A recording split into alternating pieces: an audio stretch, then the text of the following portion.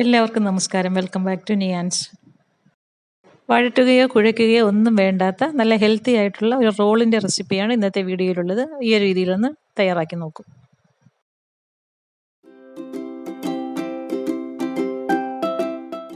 ഇത് തയ്യാറാക്കുന്നതിന് വേണ്ടി ഒരു കപ്പ് ഗോതമ്പ് പൊടി ഒരു ബൗളിലേക്ക് ഇട്ട് കൊടുക്കാം. പിന്നീട് അതിലേക്ക് ആവശ്യത്തിനുള്ള ഉപ്പും ചേർത്ത് കൊടുക്കാം. ഇനി വെള്ളം കുറേശ്ശെയായിട്ട് ചേർത്ത് കൊടുത്ത് നമ്മൾ ദോശയൊക്കെ തയ്യാറാക്കുന്ന ഒരു ബാറ്ററിൽ ഇതിനെ തയ്യാറാക്കിയെടുക്കാം.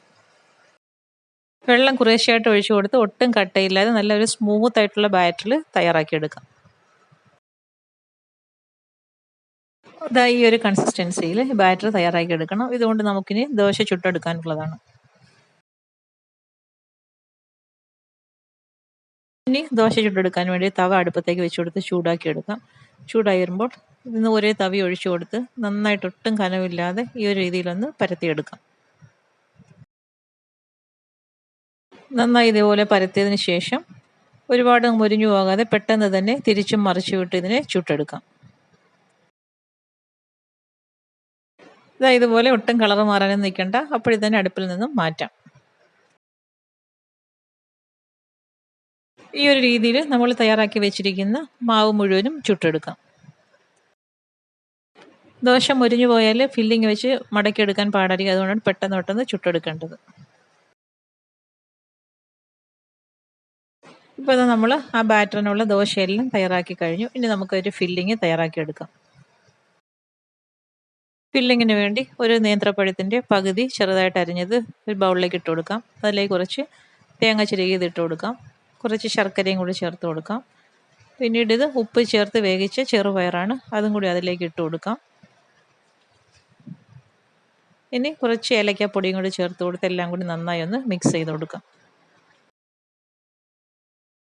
ചെറുപയറും നേന്ത്രപ്പഴമൊക്കെ ഹെൽത്തിന് നല്ലതാണല്ലോ. അപ്പോൾ ഈ ഒരു രീതിയിൽ കുട്ടികൾക്കൊക്കെ തയ്യാറാക്കി കൊടുക്കാം. അപ്പോൾ ഇതാണ് നമ്മൾ ഇതിനുള്ളിലേക്ക് വെച്ച് കൊടുക്കുന്നത് ഫില്ലിങ്. ഇനി ഓരോ ദോശ എടുത്ത് ഇതേപോലെ ഫില്ലിങ് ഉള്ളിലേക്ക് വെച്ച് കൊടുത്തതിന് ശേഷം നമുക്കിതൊന്ന് റോൾ ചെയ്തെടുക്കാം.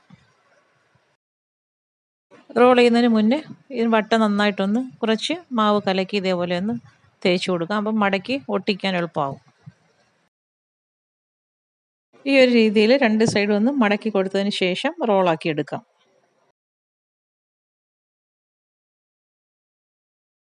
ഇങ്ങനെ റോളാക്കിയതിന് ശേഷം അറ്റത്ത് നന്നായിട്ടൊന്ന് പ്രസ് ചെയ്ത് ഒട്ടിച്ചെടുക്കാം. ഇതുപോലെ നന്നായിട്ട് ഒട്ടിച്ചു കൊടുക്കാം. ഇനി അടുത്ത ദോശയെടുത്ത് ഇതേപോലെ ഫില്ലിങ് വെച്ച് കൊടുത്ത് റോൾ ചെയ്തെടുക്കാം.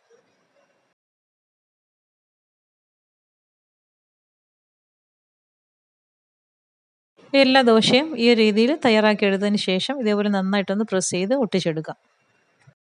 ഇനി ചൂടായി കിടക്കുന്ന തവയിലേക്ക് ശകലം വെളിച്ചെണ്ണ ഒഴിച്ചു കൊടുത്തതിന് ശേഷം റോളുകൾ അതിലേക്ക് വെച്ച് കൊടുക്കാം. വെളിച്ചെണ്ണ വളരെ കുറച്ച് മതിയാകും. നമ്മൾ മുട്ടയൊക്കെ പൊരിക്കാൻ ഒഴിക്കുന്ന അത്രയും വെളിച്ചെണ്ണ തന്നെ മതിയാകും. ഇനി ഇത് തിരിച്ചും മറിച്ചു വിട്ട് നന്നായിട്ടൊന്ന് ഫ്രൈ ആക്കി എടുക്കാം. ഒരു 3-4 തവണ ഇതേപോലെ തിരിച്ചും മറിച്ചും വിട്ട് നന്നായിട്ട് മൂപ്പിച്ചെടുക്കണം. നല്ലൊരു ഗോൾഡൻ യെല്ലോ കളർ ആകുമ്പോഴേക്കും അടുപ്പിൽ നിന്നും എടുത്തു മാറ്റാം. ഇപ്പോൾ ഇത് നന്നായി പരുവായി വന്നിട്ടുണ്ട്. ഈ ഒരു സമയമാകുമ്പോഴേക്കും അടുപ്പിൽ നിന്ന് മാറ്റാം. അപ്പോൾ ഇത്രയേ ഉള്ളൂ. മാവ് കുഴയ്ക്കാതെയും വഴട്ടാതെയും ഒക്കെ പെട്ടെന്ന് തയ്യാറാക്കാൻ പറ്റുന്ന ഒരു റോളാണ്. ഈ ഒരു രീതിയിൽ എല്ലാവരും ഒന്ന് ട്രൈ ചെയ്ത് നോക്കൂ. കുട്ടികളും മുതിർന്നവരുമൊക്കെ ഒരുപോലെ ഇഷ്ടപ്പെടുന്ന ഒരു ഐറ്റമാണ്.